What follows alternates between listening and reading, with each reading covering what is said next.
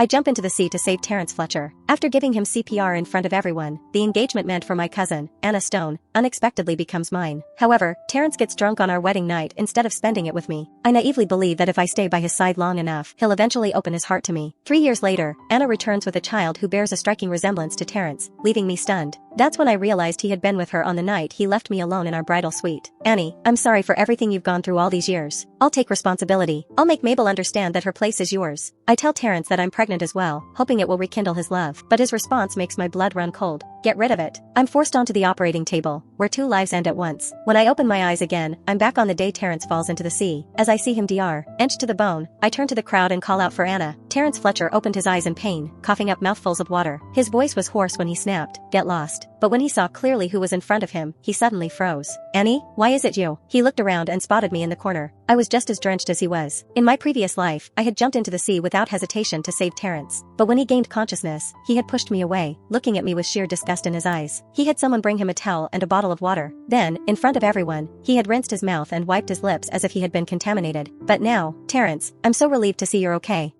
Anna Stone knelt beside him, her face a mix of concern and shyness. She hesitated before deliberately covering her lips with her hand. Terrence understood her unspoken message and chose to stay silent. He simply allowed Anna to help him stand. Without sparing me a glance, he left with her. I knew Terrence had been drugged, which had caused him to lose his balance and fall into the sea. In my previous life, he had quickly found out who was behind it. Therefore, there was no need for me to step in and remind him. The seawater had been freezing, and that night, I came down with a fever. There was a knock on my door. My mind was hazy, but the moment I opened the door and saw Terrence, I snapped wide awake. "What are you doing here?" Terrence leaned against the doorframe, giving me a cool glance. "Mabel, what kind of stunt are you pulling this time?" I looked at him in confusion. "I don't know what you're talking about." He let out a cold, mocking laugh. "In front of all those people, you deliberately called Annie over to give me CPR. Why didn't you do it yourself? How can you be so selfish?" I felt a tight knot in my chest, as if something heavy was pressing down on me. I wanted to confront him. "Then what do I? Oh, you want from me? Rescuing you was a mistake, and reaching out to your beloved was even worse. Perhaps I should have let you drown in the sea." Those were the words I wanted to say, but instead, I said, "Think whatever you want. If there's nothing more, I'd like to rest now. I'm not feeling well." My voice was steady yet low as I sniffed slightly. Terrence probably thought I was just putting on a show to gain his sympathy. His lips curled into a faint, mocking smile. "Playing the victim now? Mabel, you never stop, always coming up with new tricks. If you're not feeling well, take some medicine. It's not like I'm a doctor." As I watched him walk away down the hallway, I let out a long, weary sigh. Everyone in Newport's social circle knew how much I liked Terrence. I liked him with a kind of quiet desperation, stubborn and pathetic all at once. He once said he liked long, straight hair, so I kept mine that way since childhood and never changed it. He said light-colored close look nice, so not a single dark piece had appeared in my wardrobe since. He liked women who were quiet and graceful, so I turned down invitations from friends. I simply stayed home to practice piano, chess, literature, and painting. It took the harsh lessons of my past life for me to finally understand. Anna naturally met all his criteria, not because she tried, but because he genuinely loved her. Hence, no matter how much I changed or how hard I worked, I would never gain his attention. News soon spread that Anna had given Terrence CPR. The cruise party was hosted by the Fletcher family. After Terrence's accident, panic spread rapidly through the ship. Soon, a few men in security uniforms knocked on my door. "Miss Stone, we need you to cooperate with the investigation." I was told that since I was the first to discover Terrence had fallen into the sea, I was now the prime suspect. I was puzzled, but I saved him. One of the guards gave me an apologetic look. "Mr. Fletcher said we can't rule out the possibility that you staged the whole thing to make him feel indebted to you." I was completely stunned. So, Terrence thought I was intentionally trying to make him feel indebted to me. The guards dragged me to a utility room on the lower deck. They locked the door, ignoring my protests and my warnings about the legality of their actions. "Mr. Fletcher said he'll take full responsibility," someone said. "He ordered that you're not to be released until the truth is confirmed." I was locked away for a full day and night, burning with fever and without water. Eventually, I passed out. In my daze, I felt strong arms lifting me. When I woke up, I was back in my room. I had no idea who had saved me, but I soon learned Terrence had taken care of the situation. After the cruise docked, he personally escorted Anna back to the Stone residence. When I arrived, I overheard Terrence declare, "Annie performed CPR on me and saved my life, so naturally I should repay her. Let's proceed."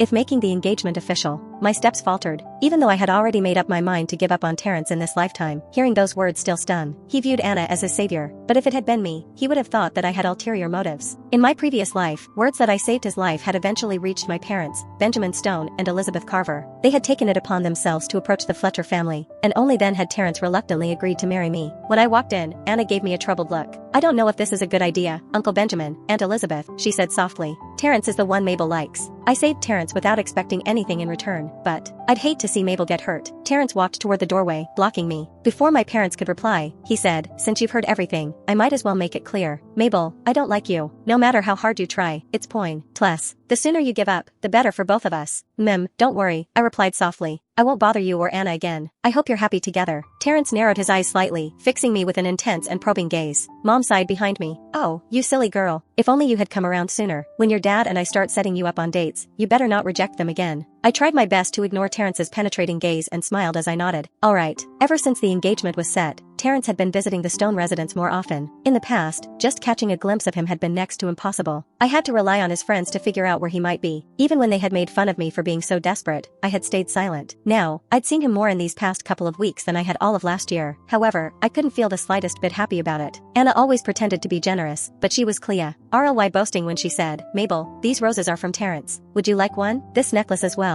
He had it custom made overseas. Want to borrow it for a while? He's given me so many things that I can't possibly wear them all. I couldn't help but recall that in my previous life, even our wedding rings were bought by me. As I drifted off in thought, Anna suddenly yanked the necklace. It snapped. The pearls scattered across the floor, rolling to a stop at the edge of a pair of black leather shoes. Terrence, she cried out, throwing herself at him with a wounded look. Then she glanced at me and said, Mabel didn't mean to do it. I'm sure it was an accident. Please don't blame her. It's my fault for not taking better care of your gift. Terrence was visibly upset. Mabel, you always act so well behaved in front of your parents. But now that they're away on a business trip, the real you comes out, huh? He added, you've been picking on Annie since you were kids. Are you still not tired of it? A bitter taste filled my mouth. I didn't do it, I retorted slowly. Anna immediately lowered her head. Terrence, it's all my fault. I was wrong. Terrence stepped protectively in front of her. He said in a warning tone, I used to stay out of the Stone family's affairs, but Annie is now my fiancée. I'll be staying here until your parents return. In the past, I would have been thrilled to live under the same roof as him. Seeing that I stayed silent, Terrence paused, then reminded me, watch yourself. Keep your distance from me. I don't want Annie to get the wrong idea. That night, Anna playfully asked him to dry her hair, deliberately making a big show of it so I'd notice. As I walked past, I didn't so much as pause. Terrence didn't react either, but the next day, when he saw I'd cut my hair short, he looked at me with a mix of amusement and teasing. Did you cut it because of me? No, you're overthinking it. Even if last night didn't happen, I had already.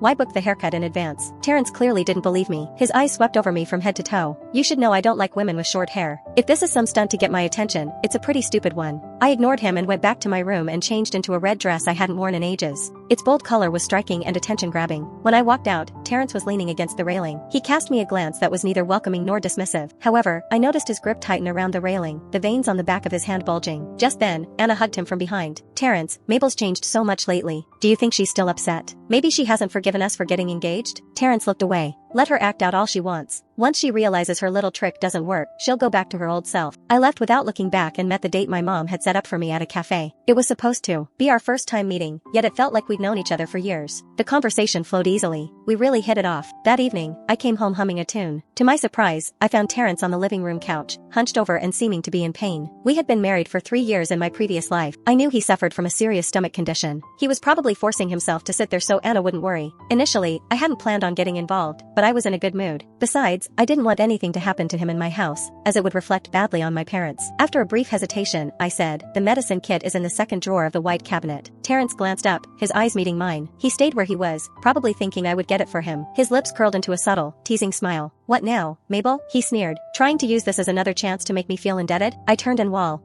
back to my room before he could say more. I didn't notice him stiffening slightly or the way his eyes darkened. For a few days, everything had been peaceful. That was, until Terrence barged into my room, his face twisted with rage. Throwing a piece of lace lingerie at me, he asked, Mabel, how can you be this cheap? I stood frozen, feeling utterly shocked. Instinctively, I grabbed and stared at it. It was undeniably mine. Shame washed over me. What's that supposed to mean? He sneered. For a second, I actually thought you were over me. Turns out you're just playing hard to get. He continued, acting like you don't care, but secretly leaving your lingerie on my bed to seduce me? Are you really that desperate for a man? I rushed to explain. There has to be some kind of mistake. I didn't. Spare me the excuses, Mabel. You honestly disgust me. He looked at me with pure disappointment in his eyes. He took Anna by the hand and strode out. I'm taking Annie back to the Fletcher residence. When we meet next, keep in mind that I am her husband. Their wedding date had been set. Since Anna didn't have many friends in Newport, my parents asked me to be her bridesmaid. They returned just in time for the wedding. Holding my hand, they spoke with heartfelt sincerity. Annie's getting married. If your Uncle Jeffrey and Aunt Alice could see this, they'd be at peace. Now, it's just you left. I touched the couple's bracelet on my right wrist, my cheeks growing warm. I'm seeing someone too. Mom looked surprised. Since when? Where did he come from? You didn't even make it to the date we arranged for you. I was puzzled, wondering who on earth I had met and talked to that day. Terrence overheard the conversation and smirked mockingly. He probably didn't take it seriously, assuming I was just making things up. However, when he noticed my unwavering confidence, his brow furrowed slightly, and a hint of irritation flashed in his eyes. Later, when no one was around, Terrence cornered me at the bathroom entrance and whispered, "If you can control your fantasies, I'll treat you like I used to, like a younger sister. I'll even spend time with you sometimes." I looked him in the eye and replied seriously, "I have a boyfriend now. I'm not going to cling to you anymore." Terrence scoffed and grabbed my wrist. "Then tell me, why does your bracelet have the letter T engraved on it? Isn't that my initial?" "It's not." Nearby, Anna observed the unfolding scene, jealousy burning in her eyes, a hint of resentment flickering within them. Just before the ceremony began, chaos broke out backstage. The bride's wedding dress had been cut haphazardly, and there was a long slash on it. On the vanity mirror, the words "Drop Dead" were written in red lipstick. Anna sobbed miserably. Once everyone rushed over to comfort her, her eyes locked straight onto mine. "Mabel, I know you've liked Terrence for nearly 10 years, but you can't blame me just because you couldn't have him. You were fine with the engagement when it was announced. So why are you trying to ruin the wedding I've been dreaming of?"